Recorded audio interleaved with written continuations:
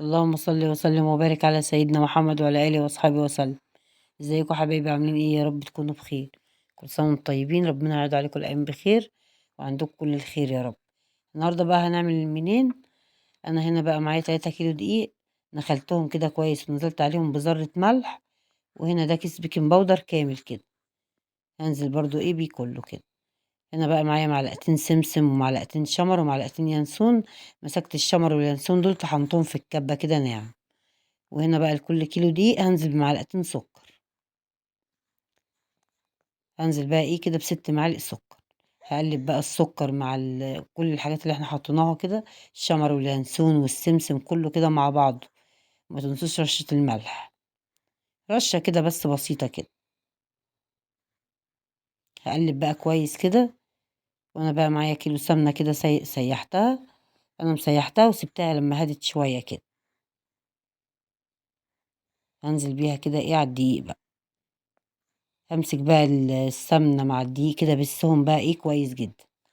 اهم خطوة كده ان انا بسها ايه كويس، اكني بعمل كحك، بس طبعا انا مش عايزاها ناعمة زي الكحك قوي يعني، عايزاها تبقى كده ايه يعني مش ناعمة زي الكحك خالص كده، زي احنا طبعا بنحط الكحك نص كيلو سمنة.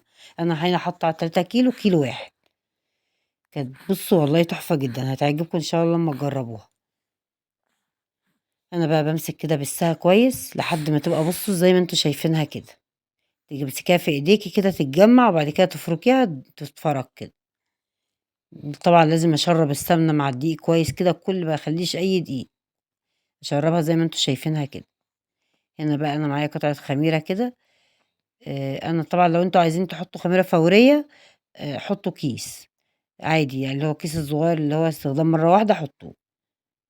انا بقى دوبت كده الخميرة اللي هي البيرة دي، وهنزل بقى ايه بكوباية مية كده في الاول واعجن كده.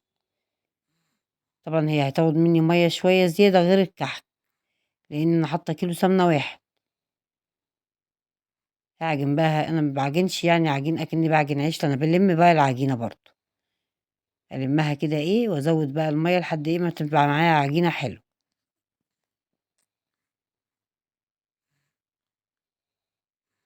والله بصوا ريحتها بقى كانت قلبة الدنيا، الشمر مع اليانسون مخلين الريحة تحفة جدا.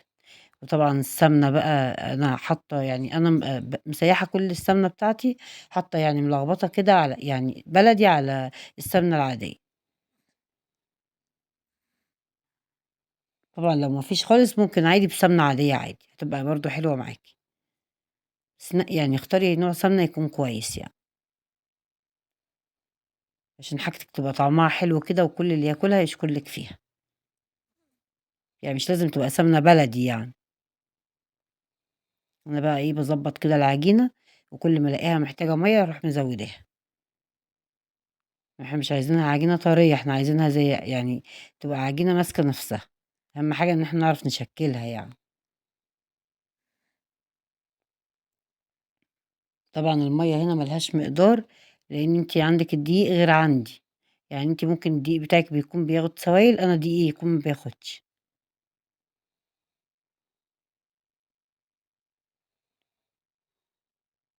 انا بقى بلم كده، وكل ما بلاقيها محتاجة مية بروح مزودة لها. لو انتوا عايزين تحطوا لبن بدل المية عادي حطوا لبن.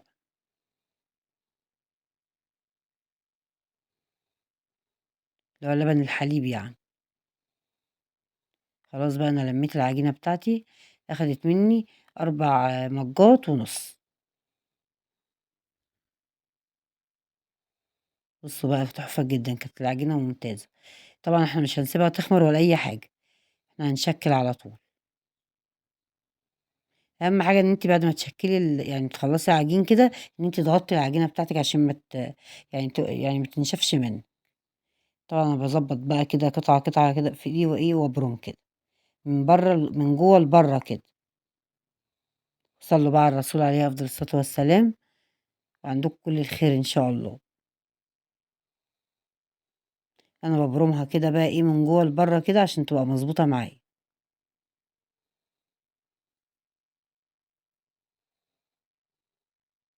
سهلة وبسيطة والله، ونتيجتها يعني كانت حلوة جدا. والريحة بقى ايه ما اقولكوش تحفة، يعني اليانسون بقى مع الشمر، حاجة يعني إيه، طبعًا الميكس ده بيبقى حلو جدًا مع بعض. بافردها بقى إيه كلّها نفس السِوَى، أضبّطها كده بقى وأقطّع بقى. أنا طبعًا إيه باشكِّل كلّه وبعد كده في الآخر باخبز بقى.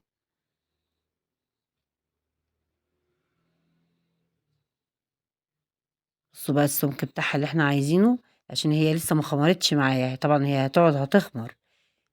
بُصّوا بقى حجمها كده دلوقتي وهتشوفوها لمّا تخمر هتبقى عاملة إزاي وتستوي هتبقى عاملة إزاي. ما تزوّدوش عن كده عشان ما تبقاش يعني تخينة معاكم، لإن هي لسه هتخمر. إحنا نواعم العيد دي ما يعني ما بنسيبهاش تخمر في الأول، لازم تخمر بعد يعني وإحنا بنشكِّل هي بتخمر، على ما طبعًا ما بتشكِّليها خلاص هي بتبقى خمرت كده. هارُص بقى كلّه وأعمل نفس الموضوع، كل حاجة زي ما عملت كده. بُصّوا بقى أنا خلّصت كل الكمية كده، طبعًا هي خلاص خمرت، أنا بقى ولّعت الفرن، هنحطها بقى إيه تتخبز في الفرن على درجة حرارة 180 عشان تلحق تستوي كويس معانا. بُصّوا بقى لونها كان تحفة جدًا، طبعًا درجة اللون دي زي ما أنتم عايزين، عايزينها غامقة، عايزينها فاتحة، زي ما أنتم عايزين. بُصّوا بقى الجمال بتاعها، والله حبّة قراقيش أو منين زي العسل، هيعجبوكم جدًا إن شاء الله أمّا تجرّبوها.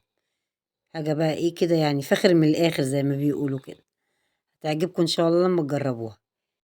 بس كده تشجّعوا بقى وإن شاء الله لو من كل حاجة عملتوا كيلو هتعملوا بيتكم خير إن شاء الله.